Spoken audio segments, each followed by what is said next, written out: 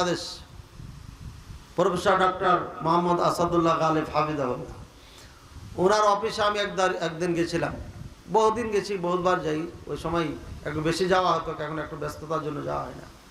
তো উনি বললেন যে মুখলেস, তুমি যে ফতোয়া দাও 7 ভাগের পক্ষে, দলিল কি? আমি বললাম, স্যার আপনার বইয়ে যে দলিল আছে ওইলেই তো দলিল। তখন উনি বললেন যে এটা তো সফরের হাদিস। আমি বললাম, সফরের হাদিস হলে তো সফরের জন্য খাস না। তখন উনি বলেন, যাও যাও যাও, তুমি যাও। বড় মানুষ তো একটু রাগ হয়ে গেলে, যাও তুমি যাও, উঠে দেয়। চলে গেলাম। পরে ওনার বড় ছেলেকে দিয়ে যা হোক আমাকে ফতোয়া বোর্ডে ডাকা হয়। আরও 2 জন মাদানি ছিলেন, চিনেন আপনারা।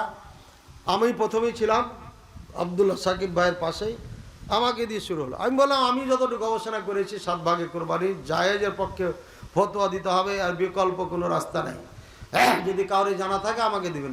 যা হোক, কেউ দলিল দিতে পারে নাই। ফতোয়া বোর্ডে এটা হয়ে গেল যে এটা জায়েজ লিখতে হবে।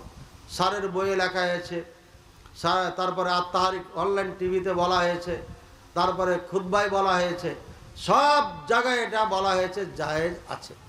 তাহলে আর কি কোনো দ্বিধাদ্বন্দ্ব থাকলো? হ্যাঁ, এরপরে যদি কেউ বলে এটা চলবে না, তাহলে আমার সাথে একটু বসার ব্যবস্থা করে দিন। এমন ধোলাই দিব যে কিয়ামত পর্যন্ত আর এই ফতোয়া না দেয়।